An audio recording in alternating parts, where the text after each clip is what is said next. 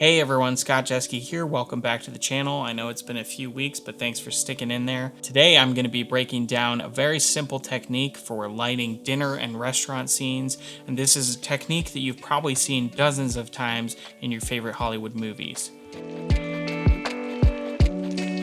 If you've been watching the show The Offer, you'll notice that this technique is used very frequently. Robert Richardson also uses this look quite often in films, Inglourious Basterds, for instance. It's a very old-fashioned cinematic look that you've probably seen in a lot of period films. In order to demonstrate this technique, I will be using a weird lighting modifier that you maybe have never heard of. That lighting modifier is called a snoot, and you can get something like this for $20 on Amazon or B&H. Now, what is a snoot?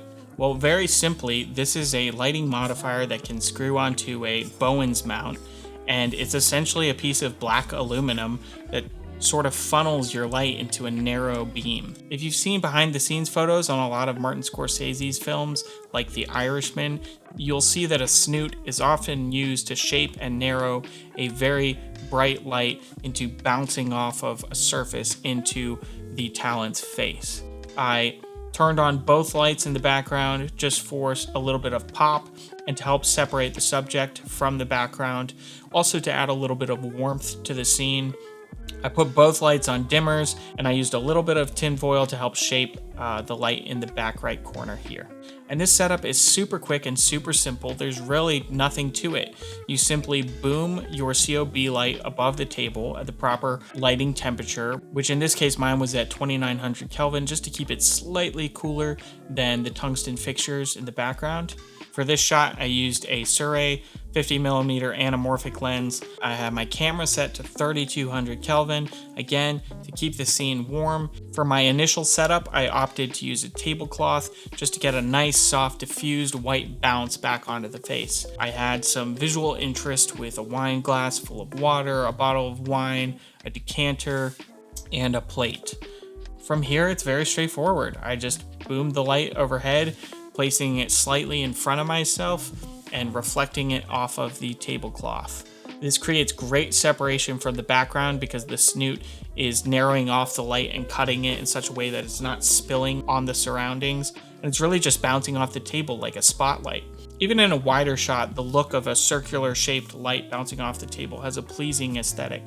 And if you have an even brighter light than the 60 watt that I'm using, there's a lot of flexibility of what you can do and the kinds of lights you can achieve.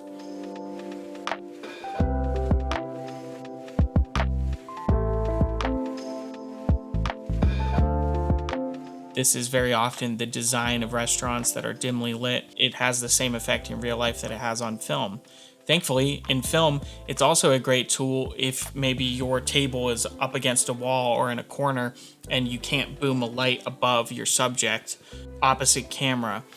This technique is very helpful because you can still get interesting lighting, you can preserve the darkness of the scene, but there's a lot of flexibility of when and where you can shoot.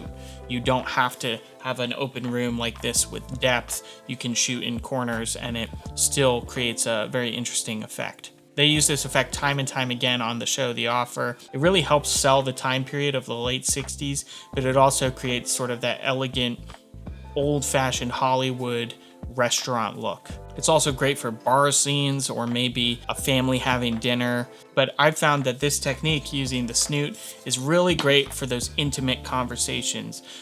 Maybe two characters are leaning in and whispering to each other. Whatever the case may be, this is a very effective technique.